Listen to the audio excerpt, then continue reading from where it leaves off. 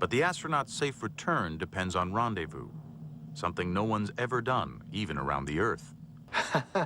We don't even know how to rendezvous in Earth orbit yet, no.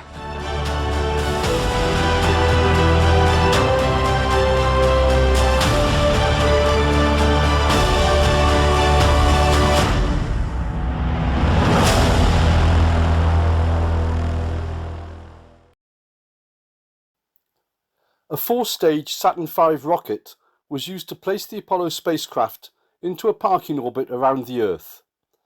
The first stage shot the rocket up about 42 road miles, and the second stage carried the rocket even closer to orbit. The third stage, called the S4B, contained the combined command and service modules and the lunar module. After a couple of orbits, the third stage rocket fired to place the spacecraft into a trans-lunar trajectory. Shortly afterwards, the crew in the command module performed a maneuver to pull the lunar module free of the S4B. Both the S4B and command and lunar modules continued on a trajectory to the moon, the used third stage rocket being discarded by directing it into an orbit around the Sun or by crashing it into the lunar surface. Having established lunar orbit, 2 of the 3-man crew entered the lunar module before separating from the command module. After a few orbits, the lunar module descended to the lunar surface. 2 or 3 days later, the ascent stage of the lunar module blasted away from the descent stage to rendezvous with the command module that remained in orbit.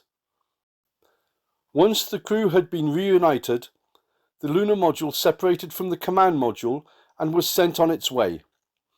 The command module entered a trans-Earth trajectory, and on reaching Earth, the command module separated from the service module, entering into an orbit before splashdown in the ocean.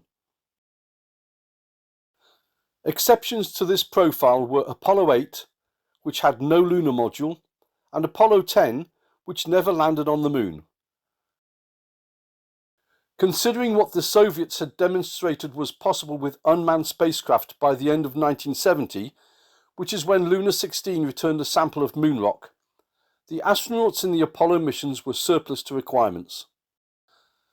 And apart from launching a craft from the lunar surface, which they had never achieved prior to Apollo 11, the only maneuver NASA had never attempted under remote control was docking the command module with the lunar module, which was required during extraction from the S4B stage of the Saturn rocket and following lunar ascent. Whether or not this procedure could be automated is irrelevant in the context of the mission. It was only necessary in order to transfer the passengers from one module to another. The truth is, for NASA to even consider sending humans to the moon at this point was reckless beyond measure on many levels.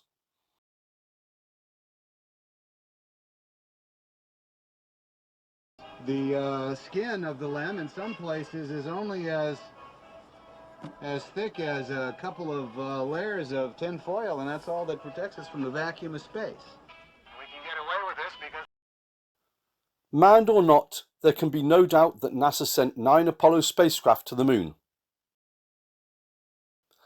Unlike the USSR, whose space program evolved behind the secrecy of the Iron Curtain, the USA had to be seen to be transparent even if they weren't. How much more transparent can you be than televising the entire event?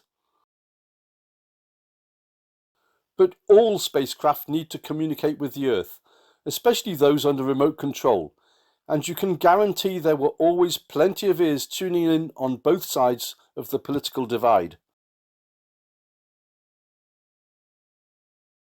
NASA's ears for the Apollo program included the Manned Spaceflight Network and Deep Space Network, with stations in California, Canberra and Madrid, each equipped with one or more dishes from 85 to 200 feet in width.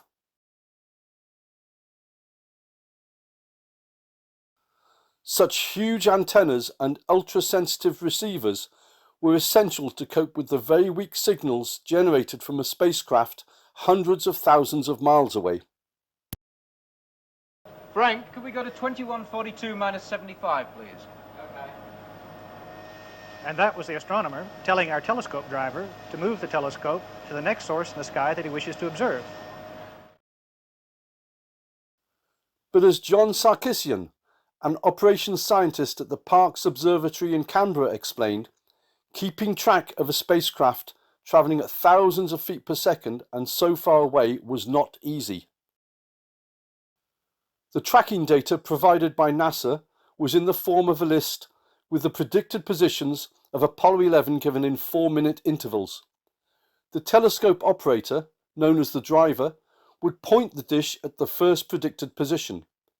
He would then move the dish in both axes at the correct rates so that 4 minutes later the dish would arrive at the next predicted position on the list. Often, however, if the dish wasn't on position at the assigned time, the driver would have to move the dish quickly in order to catch up.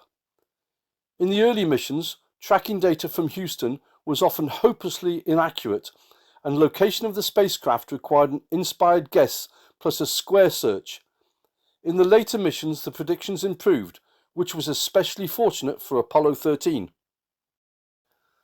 Halfway around the globe, at the enormous 250-foot Jodrell Bank Observatory in England, a group of scientists were eavesdropping on the Apollo conversation. They were officially tracking Luna 15, an unmanned Russian space probe in orbit around the Moon, when the giant Lovell radio telescope tuned into communications with Apollo 11. Engineer Bob Pritchard, monitoring transmissions, explains how they could hear every word. You had the voices of the astronauts as they talked to ground control, and they retransmitted the voices of ground control talking to the astronauts, so we could hear both sides of the conversation. Of course, Pritchard only assumed the conversation to be between the astronauts aboard the distant spacecraft and ground control on Earth, when in fact they could all be sat in the same room as long as the illusion of being hundreds of thousands of miles apart was maintained through the familiar beep and delay we have come to associate with deep space communications. Okay, Bob, I owe you a bias reading. Okay, or you can get it later. There's no hurry on that. And we're off to the LSEP. Yeah, I'm going to give it to you right now. Okay, ready to copy. I presume you have a UHT out at the LSEP, Jack. But wait, if what we hear on live TV is both sides of the conversation as it is transmitted from the spacecraft, there shouldn't be any delay between Capcom's questions and the astronauts' replies. And there should be a much longer delay when the astronauts say something, because it takes time for Capcom to receive it, and the same amount of time for their response to reach the spacecraft.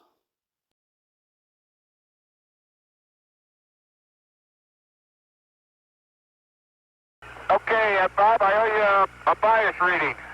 Okay, or you can get it later. There's no hurry on that. And we're off to the LSEP. Yeah, I'm going to give it to you right now. Okay, ready to copy. I presume you have a UHT out at the LSEP, Jack. You'll have to wait until a later video for the answer, and it's probably not what you were thinking. For once at least, and possibly the only time, we have third-party confirmation that NASA sent something to the Moon that was capable of receiving and retransmitting communications from Earth. The question is what? Because it wasn't the command module.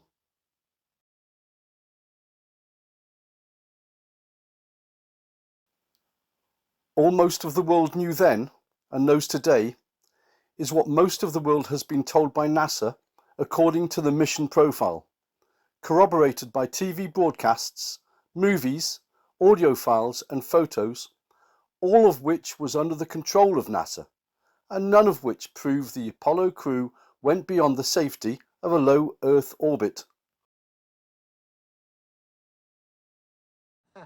We don't even know how to rendezvous in Earth orbit yet. No. How are we going to be able to assure ourselves that we could get the two vehicles together in orbit and dock together at the Moon? That seemed like a very chancy thing.